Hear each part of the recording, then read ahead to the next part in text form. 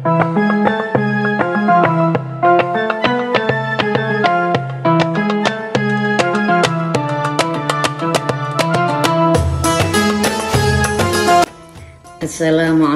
warahmatullahi wabarakatuh. Alhamdulillahilladzi anzala ala abdihil kitaba wa lam yaj'al lahu 'iwaja. Asyhadu an la ilaha illallah wahdahu la syarikalah wa asyhadu anna Muhammadan abduhu wa rasuluh la nabiyya ba'da. Qala Allah ta'ala fi kitabihil karim, a'udzu billahi minasyaitonir rajim. Syahrul Ramadan alladzi unzila fihil Qur'an hudal linnasi wa bayyinatim minal huda wal furqan. Al-ayah. Kaum muslimin dan muslimat yang dirahmati oleh Allah, syukur alhamdulillah kita masih dipertemukan oleh Allah dalam suasana Ramadan, bulan yang penuh rahmat, bulan yang penuh barokah, bulan yang penuh ampunan dari Allah Subhanahu wa Ta'ala. Salawat serta salam semoga tetap tercurahkan kepada junjungan kita, Nabi pilihan Rasulullah Muhammad Sallallahu Alaihi Wasallam, yang telah menuntun kita sekalian dari alam kemusyrikan menuju alam keimanan. Al-Quran adalah kitab suci yang telah diturunkan oleh Allah kepada Nabi Muhammad Sallallahu Alaihi Wasallam, yang dijadikan sebagai pedoman hidup sampai akhir zaman.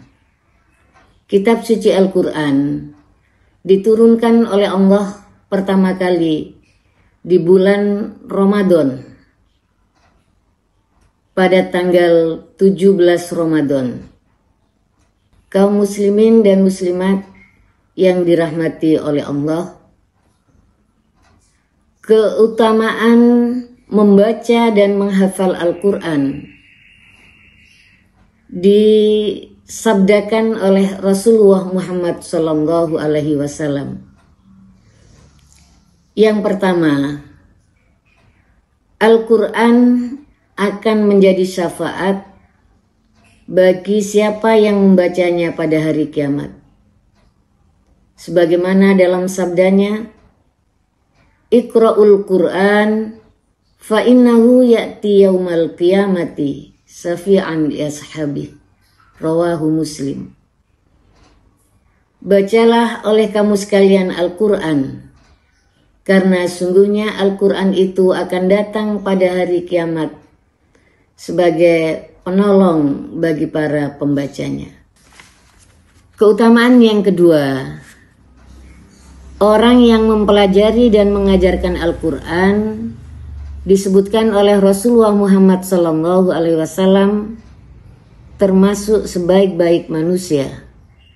Khairukum man ta'allamal Qur'ana wa 'allama. Rawahul Bukhari. Sebaik-baik kamu sekalian adalah orang yang mempelajari Al-Quran dan mengajarkannya. Keutamaan Al-Quran yang ketiga, bahwa Al-Quran bisa meningkatkan derajat kita di hadapan Allah Subhanahu wa Ta'ala. Sebagaimana dalam hadis riwayat Muslim yang artinya, sesungguhnya Allah Subhanahu wa Ta'ala akan mengangkat derajat suatu kaum dengan kitab Al-Quran ini, dan dengannya pula Allah Subhanahu wa Ta'ala akan merendahkan kaum yang lain. Kaum muslimin dan muslimat yang berbahagia, cara kita mencintai Al-Quran yang pertama adalah dengan memiliki kemauan yang sungguh-sungguh untuk dapat bukan hanya sekedar membaca saja, menghafal saja, tapi kita mengerti isi Al-Quran secara benar. Yang kedua, rajin mendatangi majelis ilmu yang mempelajari Al-Quran. Dan yang ketiga, tidak suka jika ada orang lain yang merendahkan atau menghina Al-Quran.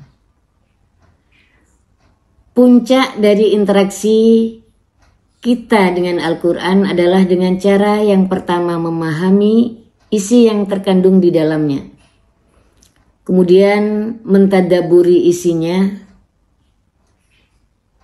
lalu mewujudkan apa yang terkandung di dalamnya dengan sikap dan tingkah laku kita dalam kehidupan sehari-hari.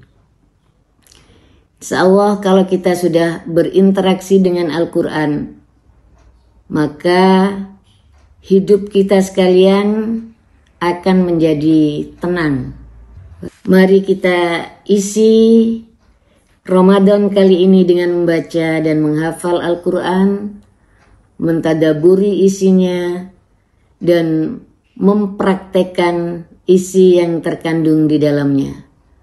Mudah-mudahan Allah Subhanahu wa Ta'ala mengangkat derajat kita sekalian dengan Al-Quran, dan Al-Quran menjadi syafaat bagi kita di yaumul qiyamah. Kurang lebihnya saya mohon maaf. Nasrun minallah wa fathun qarib wa basyiril mu'minin. Wassalamualaikum warahmatullahi wabarakatuh.